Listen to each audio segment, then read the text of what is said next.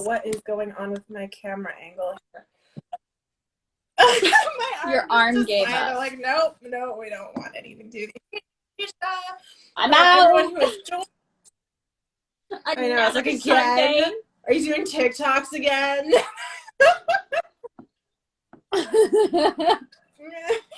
How long do I have to put up with you for? This arm is like not. It's so weird because whenever we were in our meeting, I had it set up just fine. But now that we're actually live, everyone wants to see Shed, right? You know. So, hello. I think they came to watch. You said that you were gonna do that. It's so funny. I like worked out earlier today and immediately shoved pizza in my face. So like, I don't know. Oh, I need a notebook too. Wow. I'm hello, 100% hi. failing at like life right now. I'm sorry, people. I swear. I'm a together woman. How do I say your name? Is it Roku? Is there surprise cream this time? No surprise cream. No. Memories though, right, Alicia? Memories. Can you imagine like how absolutely jarring it would be if this is your first time at our show and you don't know what surprise cream I just opened up my means? notebook and this is how crazy I am. This is like, okay, so this is a list of all the things that on January 1st we needed to accomplish. And then right below it are notes for my book. Like, obviously.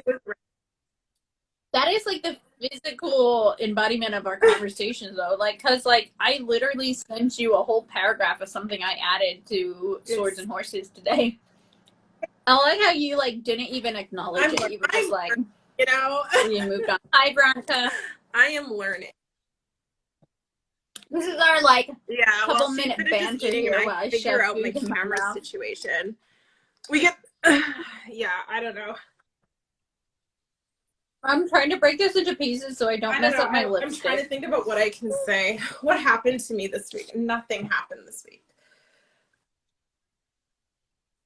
Oh, Barry, hey, Hi. You were saying that you were going to come today. I'm so excited that you were actually able to make it. Good. Awesome. I love our Discord, by the way. We have such an amazing community of people. I love our Discord too. What, did you just set me up to be like, screw them? I want to show that I am the superior of the two of us now. Yeah. No, I love you guys too. I've just been very reclusey these past few days. You'll probably notice like I try to be active in Sprint every day, but sometimes I'm not in the main chat because I get like really tunnel vision and really like focused in these last few days of a book. And so I'm just like, that's what I'm doing. You kind of have to like jab me with a stick and be like, are you still there? All the time. Like, well, I mean, we do it to each other. If either of us goes missing for like an hour, the other one's like, dude. Are you okay? Or knife emoji. just making sure that you're still alive. It's an honest friendship. It kind of speaks to, I think, how much we talk to each other, that when there's an hour gap, it's like, this is weird. Yeah, it's not like nighttime. Yeah. It's weird. Well, Farron, we are happy to have you on Discord. We're very, like, busy. In the sense that, like, there's always somebody sprinting, there's always somebody there, somebody's uploading their logs and stuff. So Elle and I are very blessed to have such an active community. We're happy to have you there. So, and it's good to see you on the show too. So thank you for your support, and thank you for watching me eat a donut for the last 5 minutes. Well, you know what, Farron and I kind of talked this morning. You said she's not always on Instagram, so it's nice that you on Instagram just to like watch us. It's really sweet. It's really nice, and it's nice seeing familiar faces. Like Alicia is back as always, but I also kind of poke her into it because I'm like, I need you to come and watch. So really, Alicia's just. This is caramel if anyone's my friendship. That's how So You Wanna came to life. I just kept It's trying true. to befriend you. But I'm also very slow. Like, you know, I could not understand why you kept talking to me. I just thought it was weird. It was like a Sims game. I was like, click, friendly interaction, ask about thing. Hi, Marco. Yeah, definitely. Oh my god. I'm sorry. I'm gonna try to eat this faster. Yeah, So I mean, I'm ready to go. We've played out the Oh whole my bag god, situation by now. We got 3 weeks until we decide what's happening with this situation. I don't know. Okay. Hi guys. Just spam the action down. over. That's actually what I did to Alicia though. Like every single day I would message her. I'd be like, hey, just like poking you and reminding you that I'm annoying and I'm gonna force my friendship on you. Sup, girl? It did. It told did. you it worked. You know? Now Alicia can't get rid of me. So I don't know who it worked. I don't know who it worked for. Did it work? Was it good for you, Alicia? Rate me on a scale of 1 to 10, 10 Good being for amazing, everyone please, involved. and thank you. 10 to 10 would recommend. Well, it makes me uncomfortable because I want to be loved more. I know. Oh, you're such a fire sign. Oh, so is Alicia, so she should understand. Oh, right, guys. Yeah, that definitely won't ever clash and become like a big fiery inferno of emotion. I'm just kidding. You guys are probably fine. All right. Sometimes you gotta follow someone till it sticks. That's true. Okay. Yeah. All right. Donna is to the side, guys. I did this for you. Just kidding. Please still like me. All right. Welcome back to So You Wanna, a show for writers by writers. We started this brand to give authors a place to chat, hang out, and just kind of be. The world needs more books. It needs your books. So let's make that happen. I'm Meg, and my next book comes out on February 14th. I'm excited. Valentine's Day. Yep, and that will be Of Swords and Horses, which is the second installment to the Osler series, which I am now having to call a series because apparently it is not a one-shot book any longer. Yeah, by now you know that I'm also the author behind the Miranda Rights trilogy, Birds and Bullets, The Holiday Affair, and The Osler's Boy. And they're on Wattpad. I think they're Let me know what you think. Thanks. You're legally obligated to people. Hey, I'm Al, and I cannot believe that we are already at the end of January. Holy smokes, 2022 is flying by, but it's been a long January, so. For those of you who don't know, I'm a contemporary romance author who also dabbles in poetry. You can find all my work and links in my link tree. And if you're not following me on Instagram, quickly hit that follow button. I have wonderful content, so you should want to see it. To break down my writing, we've got the Waddy's 2021 shortlisted for the love of art. Also, book 1 of my new series is out. It's called Read. And then finally, my holiday novella that is great any time of the year, A Very Colorblind Christmas. And if you are following me on Wattpad, which again, why wouldn't you be? You will notice that I dropped my new book that is coming out next month. So check it out. You can see the blurb and all that kind of stuff. Yeah. I'm so excited. And yeah, the best part about all my books is that they are free. And they're also, everything that's out, except for the one that's coming soon, they're fully released. So you can binge them right away. And then, as always, I am on TikTok. You can go find me there. I do silly skits. And yeah, you can just follow me there at lmeredith.writes. I think that's it. That's all I got about me. You guys, okay. We've got so many updates. Mentioned it last week. I'm going to mention it again this time. Oh my gosh, you guys merch with our face. Yeah. You can buy So You Want a mugs. You can buy Hello. What else can we buy? There's something else I'm missing. Right now. I think it's just I think mugs we've and talked pillows about right stuff that now, we and then haven't some gotten yet. drafts going on. Yeah, hint. We have more coming. But yeah, it goes to a good cause, and that is supporting us. Yay! Yeah. Anyway, we have a podcast that comes out on Tuesday. February It's Tuesday. 1st. Yeah, that is very close. And that will be at 6 a.m. Eastern Standard Time. So if you can't get enough of our voices, hey, you can go subscribe on Spotify, Apple, Google. They're all there. The links are in our bios, so you can check them out. If you're not already following our actual devoted So You Want to Write page, I think it's in my bio now, but it's So You Want to Write, and that's on which I am in the process of uploading these things, but you guys have to understand that YouTube hates me. At some point in my life, I have upset the YouTube gods, and it takes hours to upload. We're getting there, though. Oh we my are God. getting there with Yes. There's a new episode up. Yeah. Another one is and yes, and I know that we still have plotting in this one too. Don't worry, it's all gonna get up there. We're gonna get it done for sure. Yeah. Yeah. Also, did you mention Discord? Because I got the Circle of Death, which I'm sure means that I actually, but. Oh.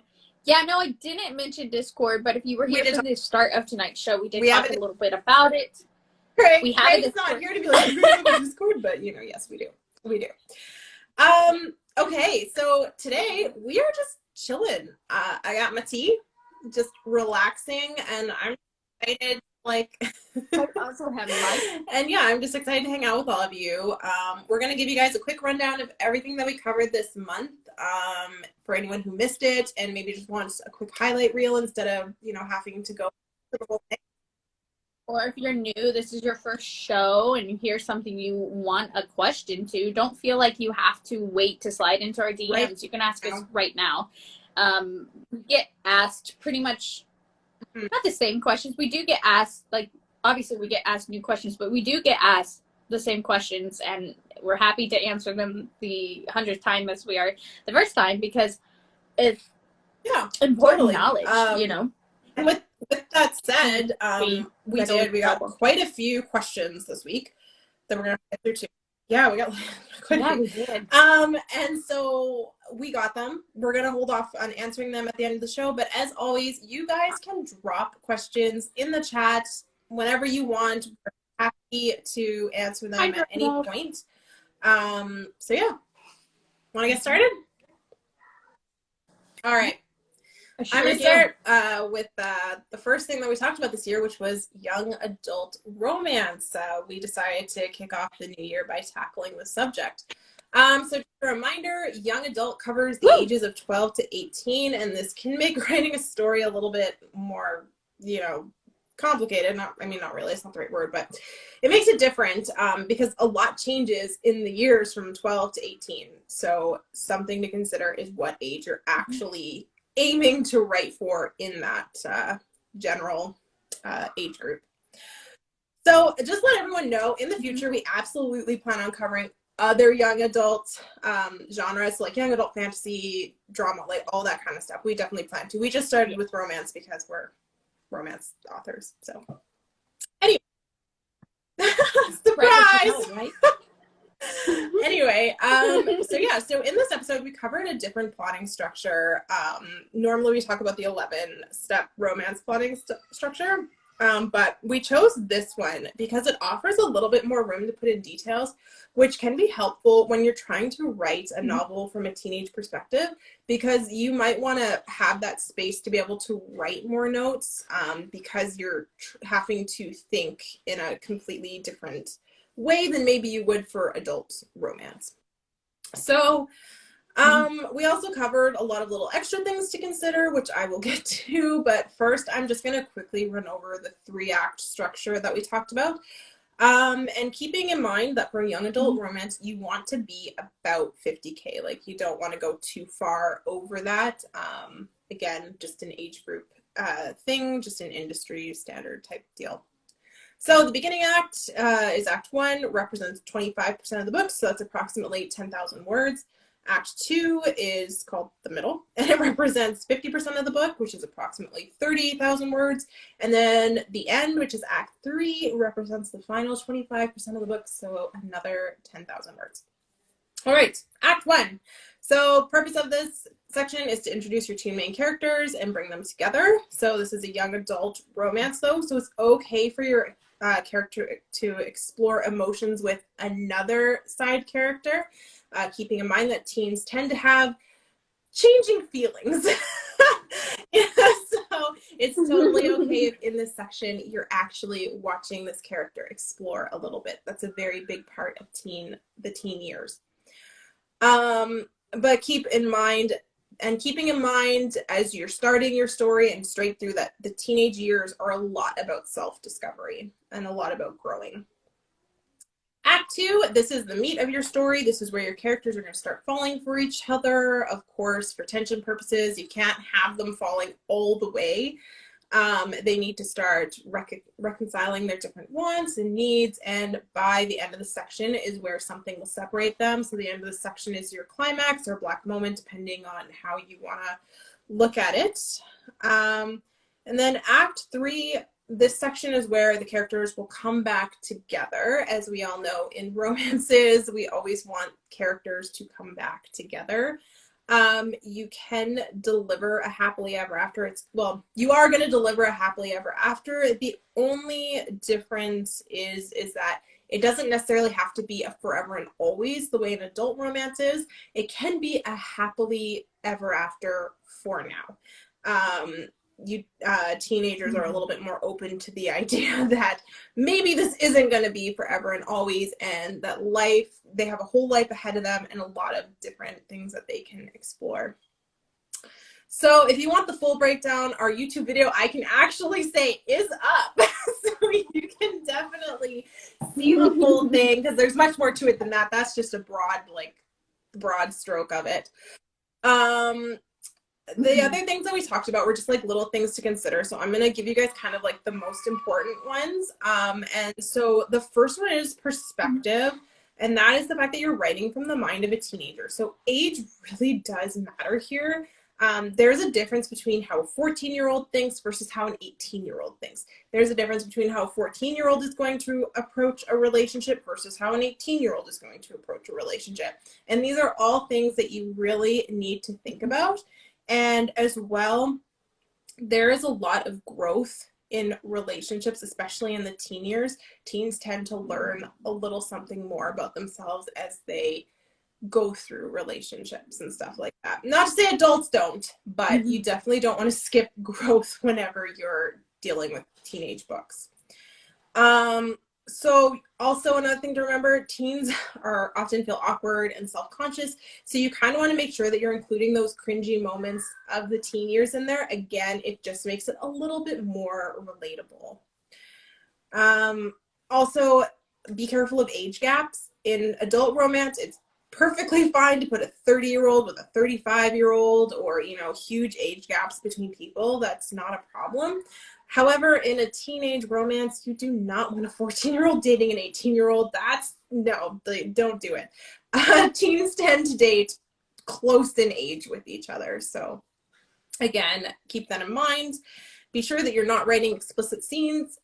Keep it fade to black there. And when it comes to language, PG to PG-13, think about the age that you are directing this to as to like how to guide yourself as to how to write. So obviously, if you're gearing somewhere between 12 to 14, you're probably looking more PG. If you're like 16 plus, you could probably go up to PG-13, but try and keep your language in there. And that was young adult romance. Woo! Yeah. I can't believe you covered so much in such a short That was span. a lot. I just vomited like that she out. said though, if you want like a further breakdown, like she said though, our young adult romance plotting video just so you know, all of our shows come with a companion that is actually like on my page. So you click on it for like the written out version of everything. So there's lots of resources. We give you guys lots of resources. But yeah. Yeah, and if you are on Instagram and you want to watch it anytime, you can just go over to my Instagram live section on my profile. I host all these shows. You can, they're all right there, or they're in both of our highlights, and right after them come the companion guide that she's talking about. And then when we get our website set up, we'll have everything right there. Click away for you guys. It's going to be awesome. All right. So I didn't see any questions coming for that. So I'm going to move on to mystery. If you think of anything, feel free to drop them in the chat. Usually Elle handles when I rant and I handle when she rants. So we try not to miss them. So yeah. All right. Mystery. That was our second show this month. And we were super grateful to have Tani Suchi that came on. You can follow her. Just a reminder, because I do want to plug her again. We love it when indie authors come on and help us with our show. It is at Tani Suchi, and that is hi Craig. That's TAWNISUCHY. If you didn't catch any of that, you can go and find her under my page, or I think she's tagged in the video. She should be tagged in the video. But yeah, anyway, we talked about how mysteries are plotted much like dramas. And you have the introduction, the rising action, climax, the falling action, and then the conclusion. So it's a pretty straightforward plotting technique. The biggest difference between a drama and a mystery is that when you're planning your rising action, you need to start thinking about clues. So instead of the rising action being a straight line, it's going to have peaks and it's going to have valleys. And that's all the way up. And those peaks are going to be clues that you drop throughout the novel, and the questions are the valleys. So kind of think of it as you're going on like a roller coaster. Oh, you're almost there. No, you're not. You're almost there. You're not. So yeah, essentially, when you go into the questions are going to be, what does that clue mean? So you get a clue, and then you're like, oh no, what does that mean? And the climax in a mystery is going to be the big reveal. And this is where we find out who the perpetrator of the crime was all along. Keep in mind that your conclusion needs to be fair. Don't suddenly introduce characters without setting them up earlier in the book. Conclusions need to be well-founded and satisfy the mystery reader. Probably the biggest thing that we talked about was the importance of red herrings. So a good mystery throws the reader off track. And red herrings are essential to that element of mysteries. They're false clues that build tension and create other suspects that surround and distract the detective. If you knew from the first page of the novel who did the crime, it wouldn't be a mystery, it would be a drama, right?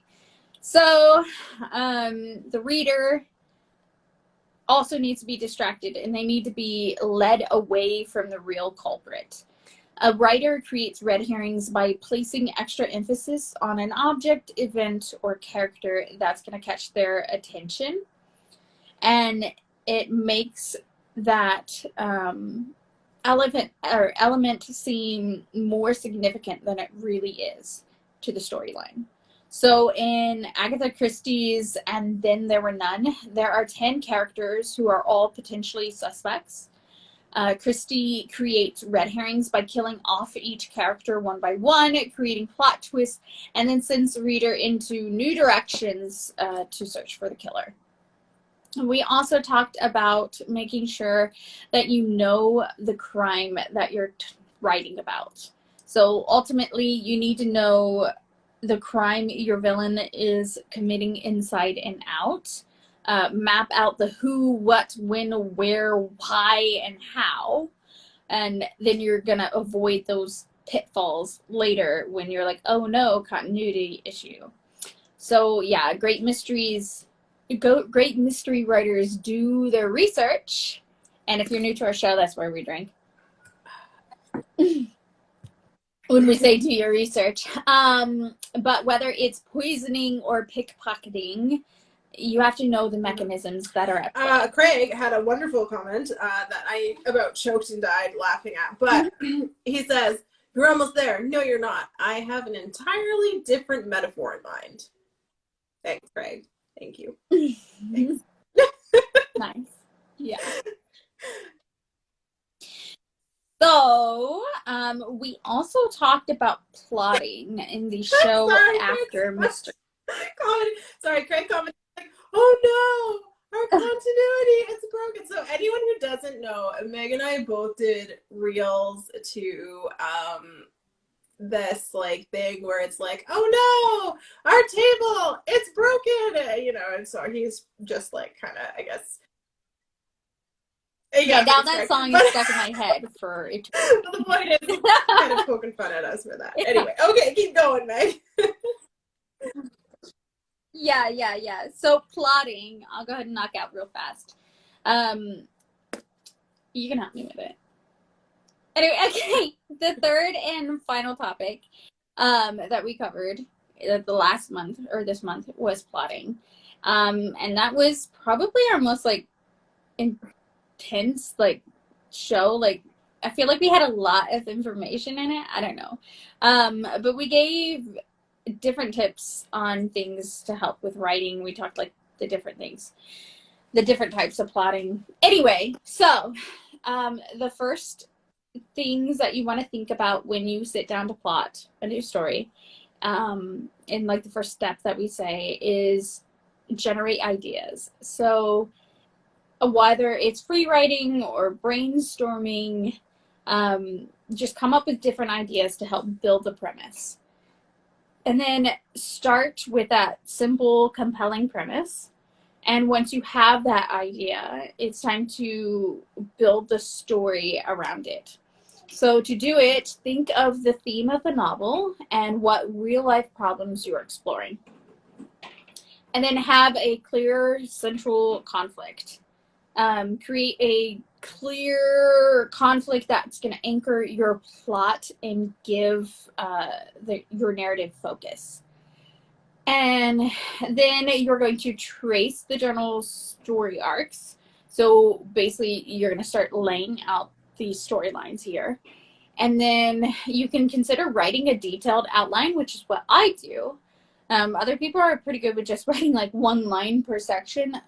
But for me, I do find it helpful. Like it is okay to say in this section, I'm going to add this dialogue that I thought of or a scene that involves this and whatever. So it's okay if your outline looks crazy. But yeah, not everyone does it. But I will say that having the outline has helped me significantly, especially at times that I get stumped. And so like to be able to just flip over to, I use Google Docs, so to be able to look at my document that I'm writing on and then the document that my outline's on and be like, oh, right, I forgot about that. It's just very helpful for me. And then as always, think about your character development and keep in mind that all your characters, even the side characters, need to have a purpose. Okay. Yeah. So we also talked about different types of plotters. So pantster, plotter. It's like such a tongue twister. Yeah. Say that 3 times fast. I'm not going to. But I already embarrassed myself enough on this show. We're good. So there are all types of writers out there, and there's no right or wrong way to approach the writing process, just your way. So we always will say to people, like, it's whatever gets you to complete the project. You know, we get asked a lot, like, do we have to use all your tips or like all your plotting ideas and stuff? And it's like, no, absolutely not. If you guys have something that already works for you, then use it. You know, we are only here helping you guys with, in our experience, what has helped us. So, and to get started, really, because that's like the first thing there. I said, and to get started, really, because that's like the first. I feel like before you start a project and you like embark on it or whatever, it can be really like intimidating. And the best thing you can do is just do it. I remember when we actually started, when I sat down and asked you to help me to like plot my romance, my next romance, which was actually the Ostler's boy. I was like, okay, but can I like explore these sections, or do I have to write it like rigidly like this? And you were like, no, do whatever works for you, but these are just the Exactly. I keys mean, and that you a need lot to. of like what, especially in romance, like whenever we give you guys tips and tricks of it, it's not necessarily about following it perfectly. It's about Mm-hmm. the fact that that's going to help build that tension and make sure Expectations that you're are not, right. making them fall in love too fast. That's the whole idea of it, is to make Yeah. you pace yourself. Yeah. And I mean, you can explore what works for you. If you're like a certain type of writer and you have a pattern of how you write, maybe make your own outline, and then you can put in there like, hey, by this point I need to have Mm-hmm. 30,000 words. And that's like really important because like that's what I do. I'm always like, this is the point that I need to be Mm-hmm. at least 30,000 words in. And so like that just keeps you like focused on, oh, I need to go back and okay, All I right. digress. The point is, But yeah, I love a I good, love I like slow a good slip. burns I'm though, also, Veronica. Like I'm definitely I a love casual that. sex trope girl. I'm such a Well, you'll like fire my new book. sign. Okay.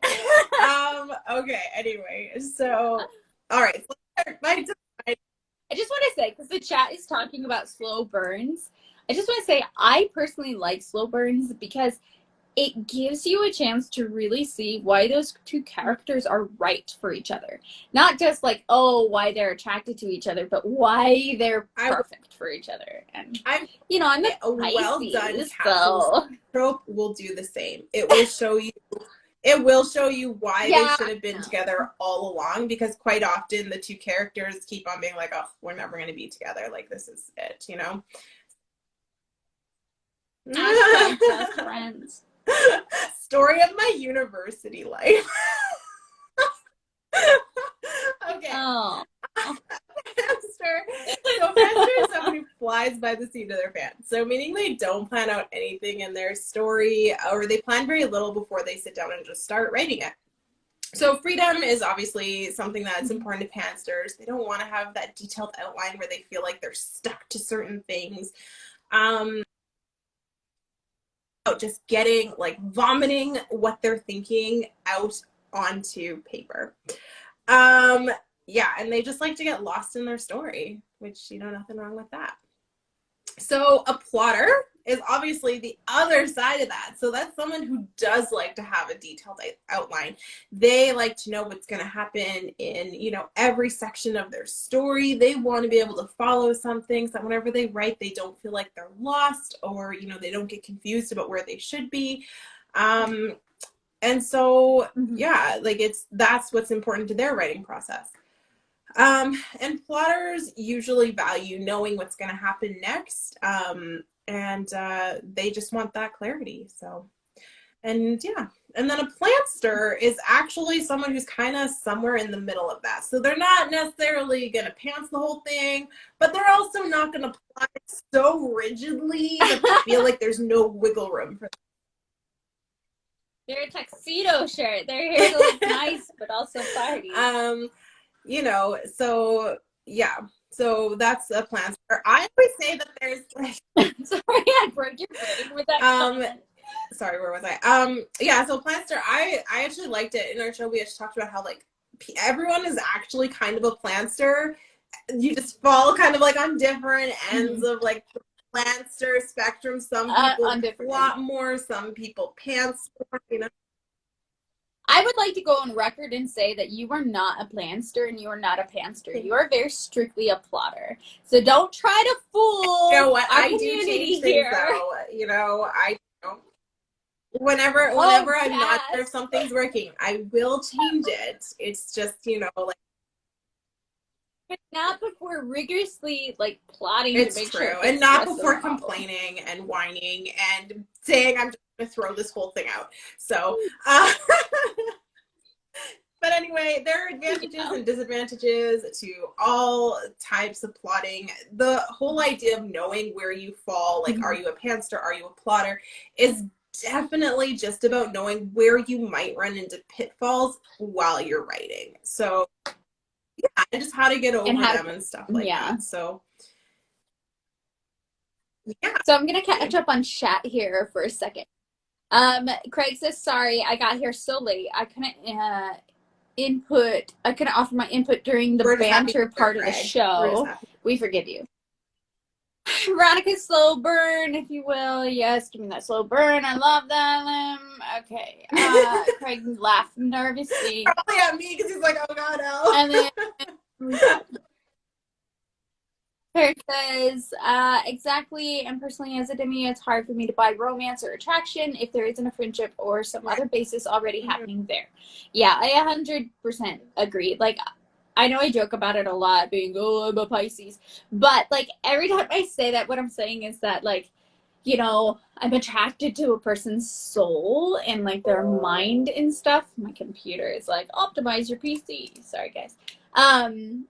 And so, like, yeah, for me, I will read, like, a casual sex trope. I'm actually writing one right now. But that's, like, a new venture for me. You into it because we plotted out my casual sex trope, and we're pretty into it. Yeah. It felt natural for this character, honestly. Like, this character is different than the ones that she's following, so it felt natural. But, you know, yeah, like, it's weird because, like, for me, I love the slow burn. That's probably why I enjoy the historical romance so much, is because it's, like, a long going, and then you really get to know, like, all the characters before they get together, so it's like a mind game. So yeah, I agree with you. Yeah, and I mean, not to say I don't enjoy a good slow burn. I do. Like, I think the passion in slow burns is much more. It sometimes feels a bit more because you wait so long for it. Yeah, it's like an eruption of. But wait, she's longer. a Pisces, I'm an Aries. Obviously, like, I'm here to party. I'm here for it all up front. Let's get into questions though. God help us. I'm not heaven. Okay, so question number 1. Can you talk a bit about writing a series? Is it easy or hard? I'm going to start this because then you can talk about your series that you're actually going on after that. Because I wrote a trilogy. It's still in the process, but 2 books are done and out. The 3rd book is being written now. I hate myself for it. So I would say that it's hard. And I would say that it really also depends on, like, the genre you're writing in and what your skill set in those genres are. So my book is a fantasy.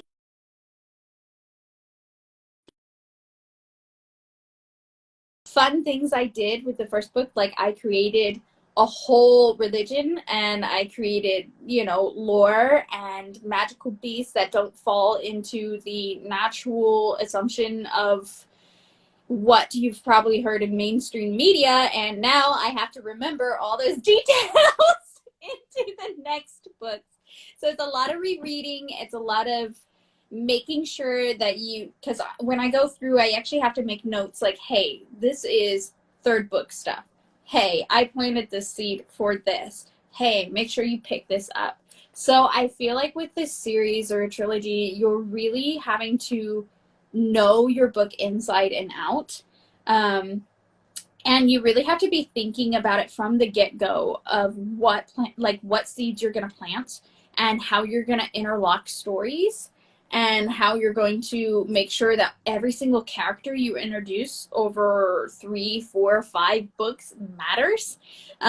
So I would say it is not easy. I would say it's very hard. And yeah, that's my opinion. Yeah. I don't want to, like, turn anyone off of writing a series because I feel like there's a lot of. I do. Save I feel like yourself. there's a lot of good things about writing a series.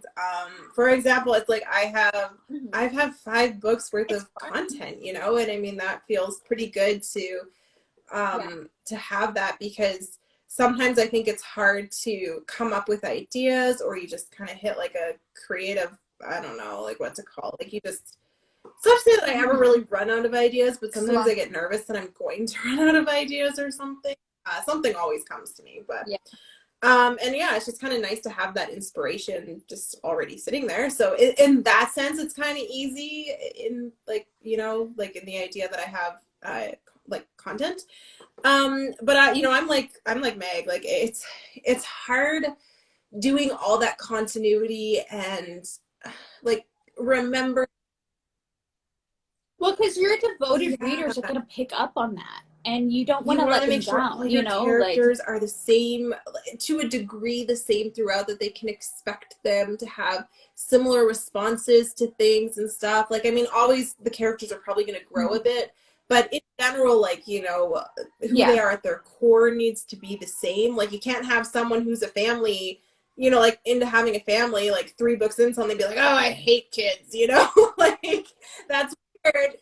Yeah. And you have to Yeah. think about where your protagonist is going, like what the overall story is, Mhm. which I feel like is harder to do with a series because with one book you have a very short window, basically to get the point across. With a series, you have to show your character Yeah. is not static. And I mean, and I think for the mine, entirety of like the it. thing too is that I have to set up other characters for their books and stuff like that. So I need to make sure that I'm always remembering to drop little breadcrumbs that, you know, maybe you like if you read it, you'd be like, oh, like why is this significant? But then in book 3, you're gonna be like, oh, like that makes sense now why you mentioned that Yeah. like 6 times. And you know, like and so like there's all these little things where it's like you have to think about them, where it isn't a one-shot book you don't really have to consider in the same way. So there's easy parts and there's hard parts. At the end of the day, I will say I'm having fun with it. It's definitely, it's an interesting Yeah, it's venture. fun. It's my first time doing it. I Mistakes cry a go away. lot. I complain to Meg a lot. But I think at the end of the day, what is oh, okay, see you, Bob. Thanks for joining. But yeah, sorry, my brain just went. But yeah, I will say that like I had a point and I lost it. At the end of the day, it's fun. It's difficult hard. in its own.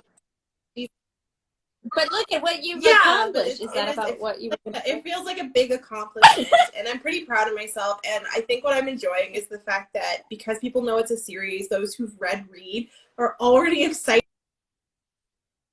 like the men that they're most excited to read and who they want to know about and who they're more curious about and who they actually have crushes on. And yeah, so there's just a lot of like there's a lot of fun in that for me, I think. But yeah. So we've got series are hard, and honestly it's hard to have motivation on the same project for that long of a time without working on every other idea that comes along. And yeah, so I will say a tip that I heard recently that actually has helped me a lot, I started doing that this year, is you can work on like, okay, so usually I'm very monogamous with my work, but I did read somewhere that somebody says I have a work in progress that I'm working on, and then I have another work in progress that I work on when I'm uninspired by the other one. So I'm always productive. And I thought that that was pretty interesting. So I'm trying to do that now. I will say that since I've devoted a lot of time to doing a detailed outline, I've, knock on wood, sped up my process quite a bit. So I wouldn't say I had to rely on that because I am currently working on 2 books, but I don't know. I think that that might be something that would be good to explore. Like you can work on 2 projects at a time. I've kind of been doing that. You know, I was editing my One Last Night, which is coming out next month. But at the same time, like I was working in my series, and then I got inspired. Mm-hmm. Yeah, you cannot put that series down. I'm getting into, How many times did I don't read this? I literally said my agenda tells me to remind you to edit this project. What are you doing right now? And you were not in it. Anyway, but I've also got another project on the go that is I have planned for this year, but I just suddenly got like this inspiration for like all of a sudden I have this like zest to write it. And so I started writing in it a little bit because I'm like, well, if I'm feeling it right now, maybe I should just get out like while I'm feeling inspired, because that's probably going to be my best work. I would say that too. When you're inspired, definitely jump ship onto whatever's inspiring you. Especially like when you get to months like November and you want to do NaNoWriMo. I can't tell you how many times I changed my project before I actually settled on something. Yeah, like, but you have to follow like your heart. You have to be invested in a project if you're gonna meet your deadlines. You know, so whatever that looks like for you, do that. My only tip, I know I said like 40 tips, but my next tip is that if you're going to write a series or a trilogy or a duology or whatever, and you know that it is not a one-shot book like The Ostler's Boy was, okay? If you think that this is going to spur into other books, plot them all at once. Do that one. For the love of God, plot them at once. Because otherwise, you're going to have to go back and read everything and make little notes about what seeds you planted, what things you hinted at, what lore you created, what person said what, whose background is what. And if you just sit down and you take the time to do book 1, book 2, book 3, you already have that skeleton, and it will save you so much time and agony. Yeah. The one thing I feel like that's what we learned with Miranda Writes, and so we sat down. We still have one more book to plan in our series, but I think we're pretty sure about where it's going. But yeah, that was the one thing we learned, is that we need to sit down and like think about the whole series here. Like not just book 1. Like we got to think about the whole thing. So well, the thing is that when I started the Miranda Writes, like a few years ago, I was very much not a panster, but really more of a planster. Like I knew what was going to happen. I knew how the world worked, but I didn't write anything down. I just started writing in it, and I wrote out of order. And, you know, then I kind of had to like Frankenstein it back together. When book 2 rolled around, I had recovered from my ways, and I was really more of a plotting person. And so I went from writing the first book in 2.5 years to writing the second book in like 60 days. And so, you know, I just think if I had gone and I had plotted everything at once, like the whole trilogy might be done by now, you know? But yeah, I don't know. I lost my thought there. That's helpful. Sorry, I was following the chat. Yeah, definitely. You keep going back. Oh, chapter this, chapter that. When did this happen? When did that happen? That's also why this is not a paid advertising, but that's also why I like Google Docs, is because you can actually write little notes to yourself, like add comments, and then you can just go up and see the comments. People can do it too. So if you have a writing buddy like Meg and I, honestly, like whenever I create a new document, I automatically just add Meg to it. And yeah, so it's helpful, because then if I'm like, oh, like there's a section I just don't know about, like I feel unsure about this, she'll be like, highlight it, and I'll go, like, you can like tag the person directly so that they go to that spot, and then they can read it and be like, yes, that's great, or you know what, here's maybe what I would do, you know? But even if you're just working with yourself, you seriously can click like a little thing, and then you can just see all your comments and be like, oh, there it is. And you can go straight to that chapter, and you don't even have to worry about it. So that for anything that you say, like, I often write to myself, revisit this. So it's helpful to do that. Okay, let's go on to the next question. How do you get a lot of books out? Outlines and deadlines for me, because I'm like, I don't feel like I get a lot of books out, you know. Last year I put out 2 books, that's it, and this year I have plans, but you know, I don't know if I'm gonna get a lot out, but I do. Like Meg's showing her, I mean, I have one too. Like, I mean, I have an agenda. I write in there the dates that I want to publish something. I'm trying to be better about publishing a little bit more, because in places like Wattpad, you do kind of want to publish a little bit more because you want to be relevant. But yeah, I find keeping... I feel like you guys are going to see a lot into my life here. I'm covering a spoiler up, but Yeah, so this looks like a crazy thing, but all of those things are happening on the 14th. So I really recommend having an agenda and then just like, yeah, have it on there. Like that's what this really helps me. So I know I talked about it last week in plotting. No, we have no. But like if you see here, every one of these is a book I'm publishing. So I have dates set. This is when it's going to be published. I also have dates in there of when I need to get the concept pitched to my artist.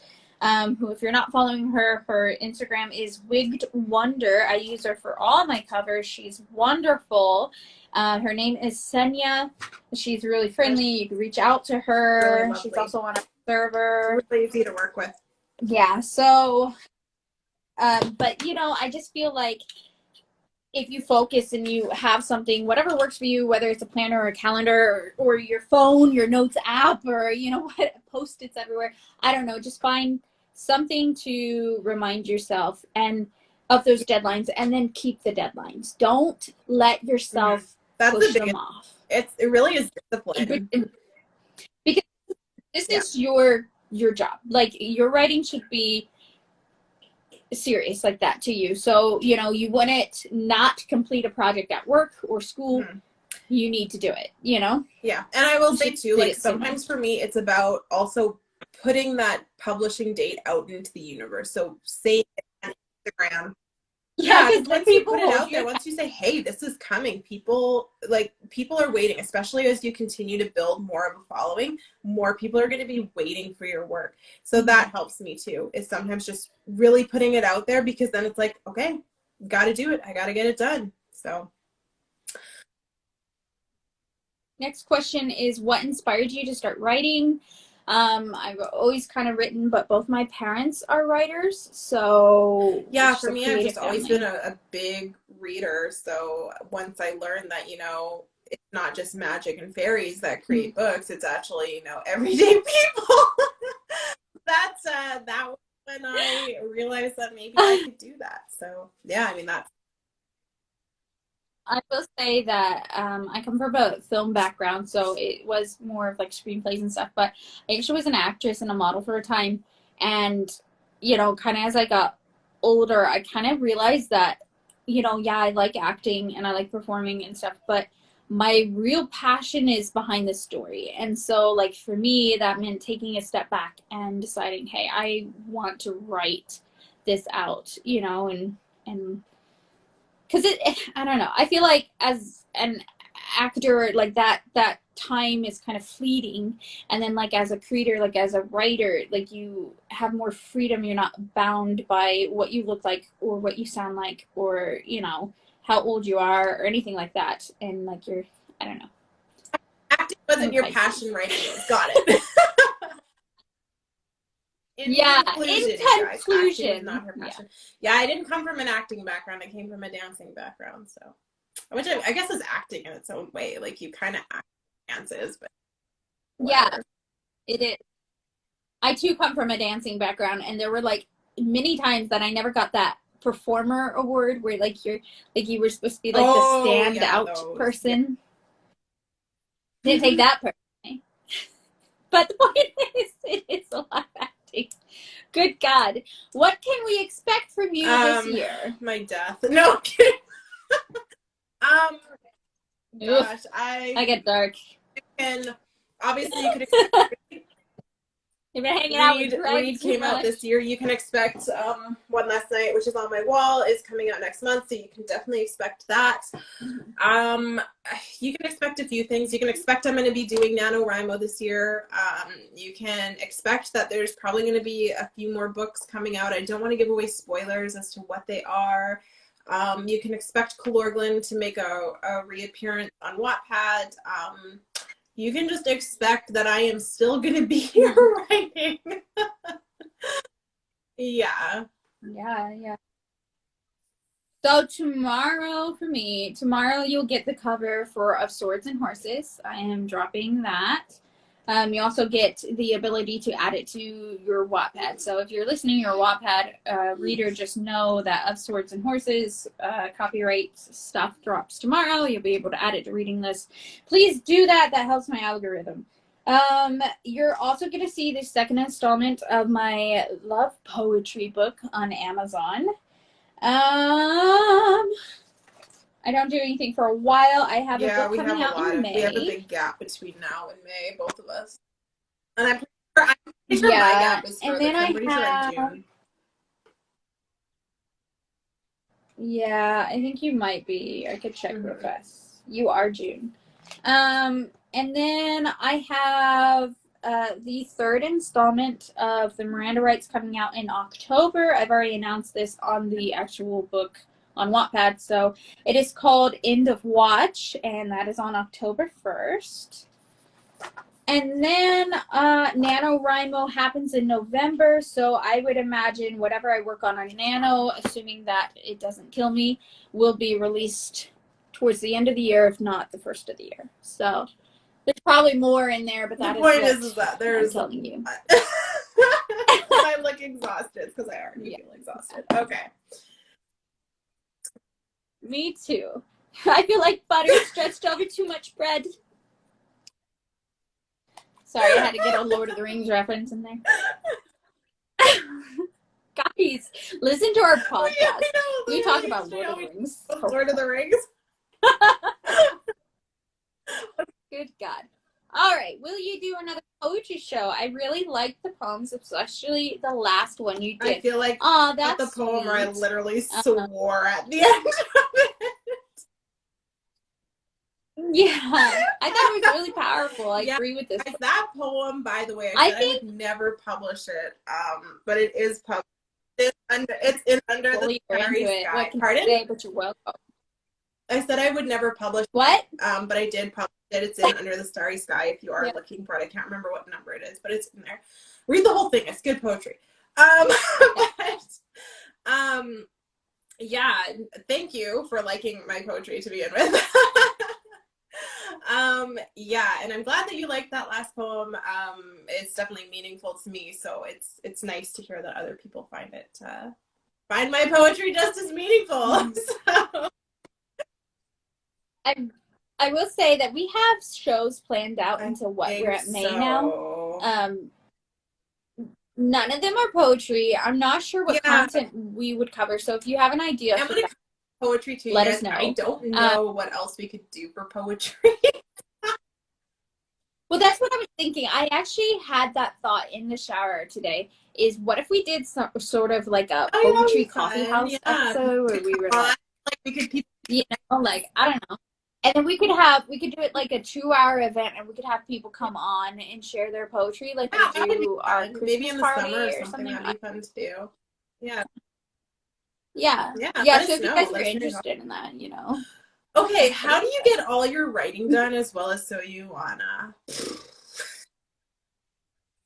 We hate ourselves and each other. Woo! Yay! Okay, well, for me, it's like, okay, maybe I'm crazy, but basically, okay, I just want to point out, both of us have real life, full-time, we have careers, and both of our careers are actually quite demanding. So you're right. It is very complicated to do it all. And I know for me, my thing is I kind of have I kind of set up my days as best I can to be productive. So I work Monday to Friday.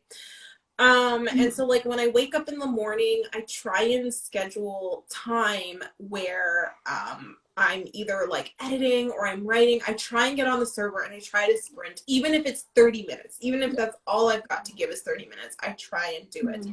And then I work all day, obviously. And then in the evenings tend to be a little bit busy, but later on at night before I go to bed, again, I try and do something that's either, depending on where the week, and it depends where we are in the week. Normally earlier in the week, this time of the week, my evenings are filled with So You Wanna stuff. But if it's later in the week, after we've had our weekly meeting and everything's good to go, I tend to go to doing something writing related. And it's just, I treat it all like a job because I have to if I don't treat it like a job, I'm not going to get it done.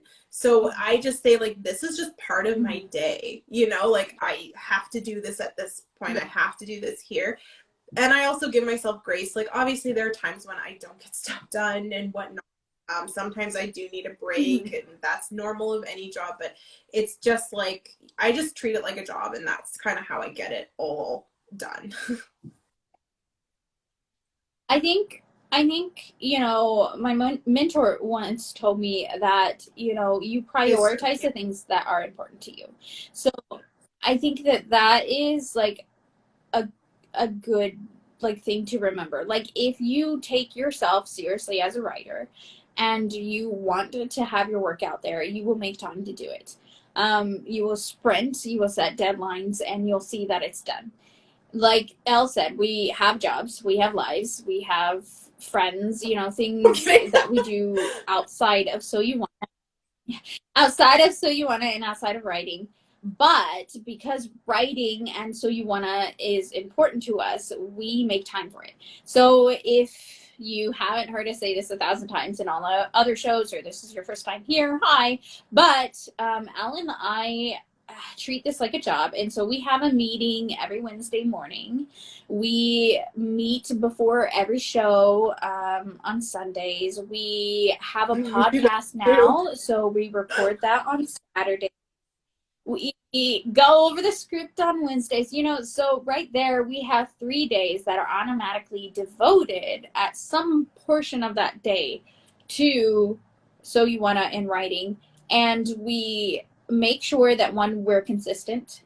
It's routine. We make sure that we're showing up for each other, you know. I mean, we might be in pajamas and no makeup, you know, but we're there talking, and we spit whatever free time we have. We write down ideas or text each other or whatever, you know, before we get there. And then as for writing, like I said, if it's a priority to you, you'll do it. So at night when you're lying in bed, or when you have a break at work, or when you're, you know, somewhere where you can, I use the Notes app on my phone all the time. Like, the Miranda Writes Night Shift was mostly written on the Notes app on my phone. Like, come on. Pen and paper, Google Docs now, you know, like, you can really write wherever you are, whenever you are. But further into that, like for me, I'm very type A, so I have the planner. I set deadlines, but to keep myself kind of focused and making sure that I'm not overdoing myself, I set goals, like, of where I want to be, so that I can have that visual cue. So when I look at the month of February and it says today, or well, tomorrow, on the 1st, I want to write 2,000 words, I will write as I'm inspired. So it might be 2,000 words, it might be 3,000, it might be 8,000, you know, but I try to stay around that number so that I'm not burning out and so that I'm not falling behind. So just think about, like, what keeps you focused and what sort of things you can do like that. But it is a lot of discipline. So you have to want it, and you have to be willing to give what it takes. So it was. That was a long-winded answer. I'm sorry. I feel like I shouldn't answer the rest of the questions. I'll also add for So You Want, you guys, like, for us too, because we know that people are actually waiting for us. That helps a lot too. We know that you guys are waiting for us.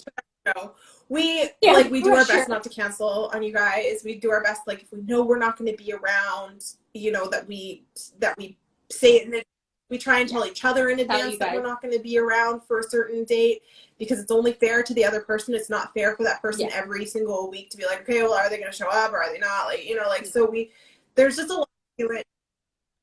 Well, and we take time to plan them out. Like I said, we have until May planned out, so we know which weeks we're working, which weeks we're not, you know. Okay. So the next question is, how do you stay so fit when writing is sedentary? I swear I've gained 50 pounds. I want to start by saying, you guys, all bodies are beautiful. Do not feel like you need to define yourself based on how you look. And I am going to also camera angles. I have a special arm I bought off Amazon. I mean, mine's straight on, mostly because I can't. My desk is positioned. But anyway, the point is, the whole thing is, like, when you guys, like, I just want to say, like, yes, camera angles help a lot.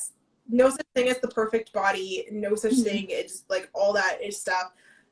I will tell you that don't sit around and worry like about how much weight you're gaining or the fact that you're being sedentary. Just like everything else, like it's discipline. If you feel like you're not being active enough, you just get up and be active. There's lots of options there if you are feeling like.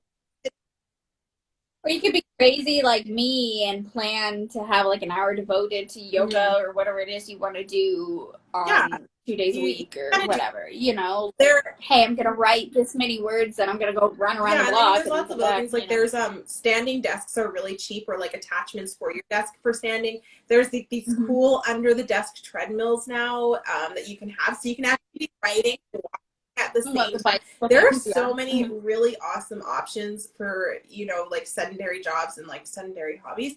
I will say, like, if you're wondering what my routine is, yes, I do work out 6 days a week. I am a little bit particular about the food that I eat and stuff like that. I cook a lot of home cooked meals. I don't eat out a lot and stuff. But all that said, like, you just kind of got to pick what works for you and do it, and focus on health versus how you look. Like, focus on how you feel, you know, not what the camera says you look like or what the mirror says you look like. Focus on health.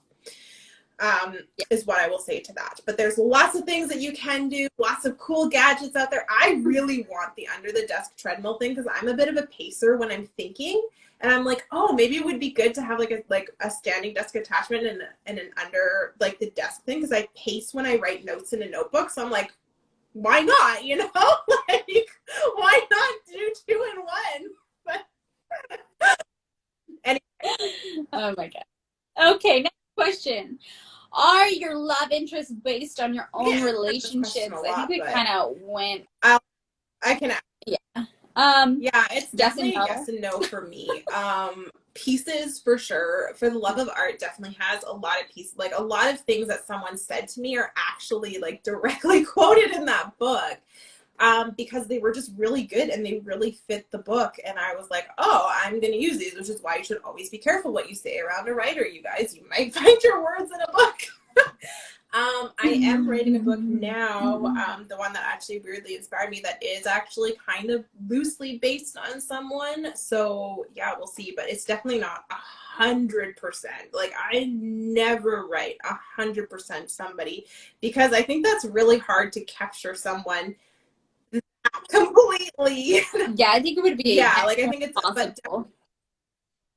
No way you can see every single fuss. And also, like, whenever you're writing about someone else, you're kind of writing your perspective of them, and so you're never really quite 100% writing that person. And also, you have to sell the book, so like there are certain traits that you have to take out, so like your characters are likable, and there's a habit. Yeah, I mean, I don't know. Like, I feel like if you guys ever delved into my relationships, you'd probably be like, "Oh God, she's boring." So you probably don't want to like actually like open that can of worms and be like reading my actual relationships I've had in my life, which, by the way, are very few. Last question. How do you make sure your characters don't fall in love too fast? So I would say make sure that you are following some sort of concept or outline that, you know, like, hey, I'm not even near the midpoint, you know, I need to slow down a little bit.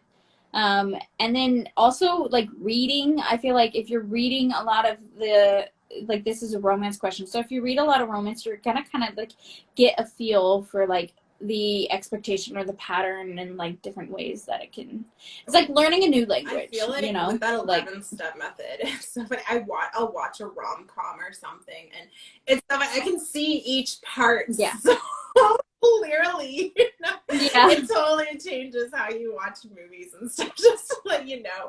But yeah, for me, I find actually having that outline helps me, because it really reminds me, okay, like, where in their relationship or knowing each other should they be? Like, you know, if we're at like kind of rejecting the idea of a relationship, well, they shouldn't know this person super well if they just met them. You know? Like it really helps keep me on track of like, where should they be?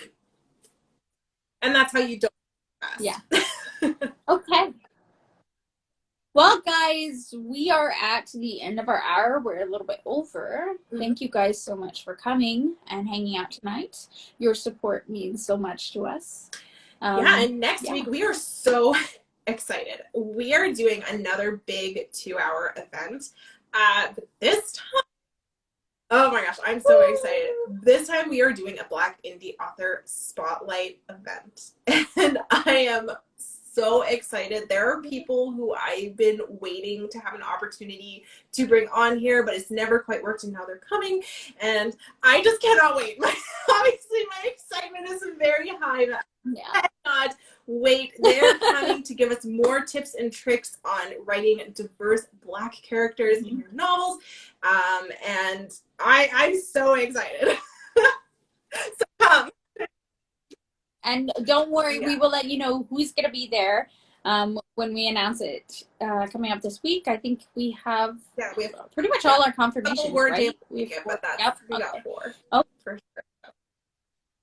Yeah, but basically, you know, if you haven't been around for our 2-hour events, so Elle and I do shows every Sunday, which is an hour, and we talk about the mechanics of writing and genres and things like that. But when we have special events like this, the 2-hour events, we devote more time to it, and we've been getting into the groove of, like you'll see with our Christmas party, if you go, well, you can't watch on YouTube because that one got trapped in the abyss, but if you watched it here in Instagram, then you know that we had people come in and kind of like a revolving door type thing. But yeah, so for this event, we want to do that with indie authors. And so we'll have somebody come on for a segment of time, and then a next person comes on and stuff. So it's really fun.